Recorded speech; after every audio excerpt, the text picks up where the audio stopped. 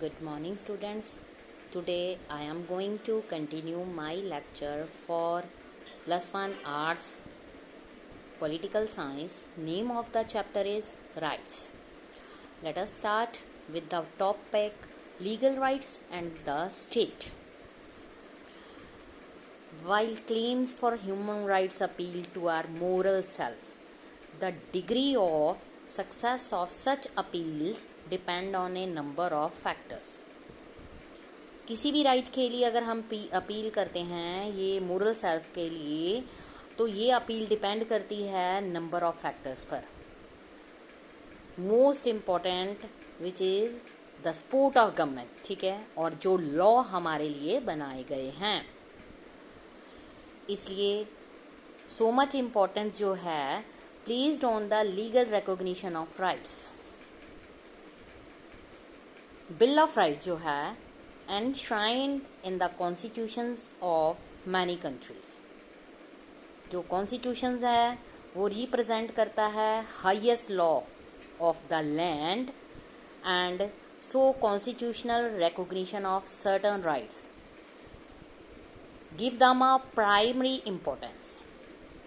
अगर हम अपनी कंट्री की बात करें, in our country we call them fundamental rights. Other laws and policies are supposed to respect the rights granted in the constitution. जो भी राइट्स हमारे कॉन्स्टिट्यूशन में मेंशन किए गए हैं would be those which are considered to be basic importance. In some cases these may be supplemented by claims which gain importance because of particular history, customs of country. ठीक है, इन चीज़ों को लेकर हम ये चीज़ें स्टार्ट करते हैं कि जो भी हमारे देश की हिस्ट्री है, कस्टम्स है, उसको कैसे सेलिब्रेट किया जाए, क्या लोग इसके साथ चल रहे हैं, इन सब के लिए क्या जो कॉन्स्टिट्यूशन में राइट्स दिए गए हैं लोग उनको एंजॉय कर रहे हैं.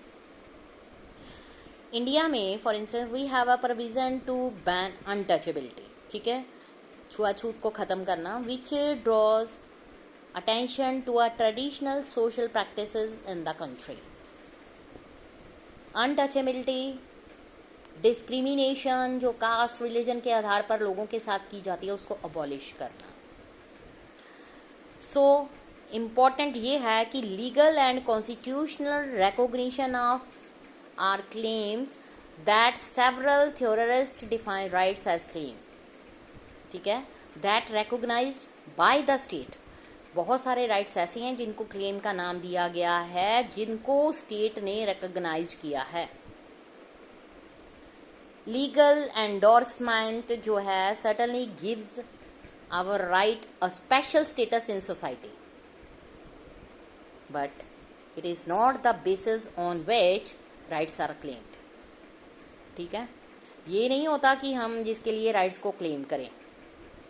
एज वी डिस्कस्ड अर्लियर, जैसे हमने पहले डिस्कस किया है, राइट्स हैव जो है स्ट्रेटली बीन एक्सपेंडेड, री इंटरप्रेटेड to include previously excluded groups and reflect our contemporary understanding of what it means to lead a life of dignity and respect. जो हम लाइफ जी रहे हैं वो कैसी है. Most of the cases claim rights, जो क्लेम्ड राइट्स हैं, are directed towards the state, ठीक है, वो स्टेट के लिए होते हैं. That is through these rights people जो हैं डिमांड्स करते हैं upon the state. When I assert my right to education I call upon the state to make provision for my basic education. ठीक है, सोसाइटी में also accept the importance of education, contribute to it on its own. Different groups जो हैं वो school open करते हैं, funds scholarship बच्चों को दी जाती है, सभी क्लासेस को जो है बेनिफिट मिलता है एजुकेशन का. बट प्रीमिलरली अगर हम बात करें, रिस्पॉन्सिबिलिटी स्टेट पर ही होती है. इट इज़ द स्टेट जो इनिशिएटिव नेसेसरी स्टेप लेती है सो दैट जो राइट्स टू एजुकेशन है उसको फुलफिल किया जा सके. राइट प्लेस ऑब्लिगेशन के लिए डिपेंड करता है upon the state to act in certain kind of ways. हर राइट ये इंडिकेट करता है कि जो स्टेट है उसको अच्छा करना चाहिए, क्या नहीं करना चाहिए। For instance, my right to life, ठीक है, obliges the state to make the law that protect me from injury by other. ये कॉल होती, इसको कहते हैं, ये स्टेट्स के लिए कहा जाता है to punish those who hurt me और हार्म मी। उसके लिए पुलिस वगैरह बनाई जाती है, केस वगैरह चले जाते हैं। इफ़ जो सोसाइटी है वो फील करती है कि right to life means right to good quality of life, it accept the state to pursue policies that provide for clean environment along with other conditions, जो कि हमारी एक हेल्दी लाइफ के लिए बहुत ज़रूरी हैं। दूसरे वर्ड्स में अगर हम बात करें, माई राइट यो यहाँ पर सर्टन ऑब्लिगेशंस के अकॉर्डिंग होता है और सर्टन वे से उसको एक्ट किया जाता है। राइट्स जो हैं सिर्फ यही नहीं इंडिकेट करते कि हम स्टेट को क्या करना चाहिए, वो ये भी सजेस्ट करते हैं कि इनको रिफ्रेन करने के लिए क्या करना चाहिए। माई राइट टू लिबर्टी, ठीक है, as a person for instance suggest that state can not simply arrest me at its own will. अपनी इच्छा के अनुसार कोई भी किसी को अरेस्ट नहीं कर सकता जब तक उस ऊपर लगाया गया जो क्राइम का केस है वो प्रूफ नहीं हो जाता। If it wishes to put me behind bar it must defend that action. सबसे पहले जो क्राइम के लिए लगाया गया है उसको प्रूफ करना चाहिए। It must give reason for curtailing my liberty before judicial court. This is why the police are required to produce an arrest warrant, ठीक है, before taking me away. Police क्यों बनाई जाती है? इसीलिए बनाई जाती है जिस बंदे ने कोई क्राइम किया है उसको पकड़ने के लिए जाए, अगर बंदा मना कर दे तो उसको अरेस्ट वारंट जो कि स्टेट गवर्नमेंट की तरफ से इशू किए जाते हैं, कोर्ट की तरफ से इशू किए जाते हैं, वो दिखा सके। माई rights place certain constraints upon states' actions. To put in another way, our rights ensures that the authority of the state is exercised without violating the sanctity of individual life and liberty. State may be sovereign authority. जो law ये बनाती है उसको ज़बरदस्ती enforce नहीं करना चाहिए, but जो सॉवरन स्टेट है अपनी तरफ से अपने ओन सेक के लिए या सेक ऑफ इंडिविजुअल के लिए ये सब कुछ नहीं करती। ये पीपल हैं जिनके मैटर मोर होते हैं, it is their wellbeing that must be pursued by the government in power. Ruler जो हैं अकाउंटेबल है फॉर देयर एक्शन।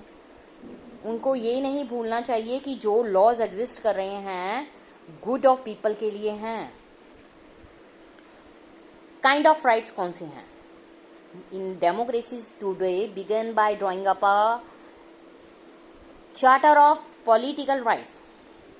जो पॉलिटिकल राइट्स हैं वो सिटीजन्स को राइट देते हैं, right to equality before law, right to participate in political processes. उसके अलावा इंक्लूड किया जाता है such right as the right to vote, elect a representative, right to contest elections, right to form political parties, join them, political rights supplemented by civil liberties. The latter refers to the right to free and fair trial, the right to express one's views freely, right to protest, express dissent collectively, civil liberties, political rights from the basis of democratic system of the government. जैसा कि हमने पहले ही mention किया है, rights aim to protect to well being of the individual. Political rights जो हैं contribute करते हैं to it by making the government accountable to the people, by giving greater importance to the concerns of the individual over that of rulers, and by ensuring that all persons have an opportunity to influence the decisions of the government. जो भी rights हमें मिले हुए हैं ये हमारे constitution में mention है। Right to life, right against exploitation, right to liberty, right to freedom, right to education, right to religion. ये जो राइट है ये फंडामेंटल राइट हमारे कॉन्स्टिट्यूशन में मेंशन करे गए हैं और हर सिटीजन जो कंट्री का है उसको एंजॉय करता है। राइट टू वोट, जो बंदा 18 ईयर्स की एज को अटेन कर लेता है उसको वोट डालने का राइट है। राइट टू फ्रीडम, एक जगह से दूसरी जगह जाने की फ्रीडम है। ये जो राइट है हमें कॉन्स्टिट्यूशन से दिए गए हैं, लेकिन इन राइट्स को कोई तोड़ नहीं सकता। इसको प्रोटेक्ट करना स्टेट गवर्नमेंट का मेन फर्ज बनता है। अगर कोई भी किसी भी राइट को एक्सप्लॉइट करता है तो इसके अगेंस्ट ये क्राइम का केस चलता है।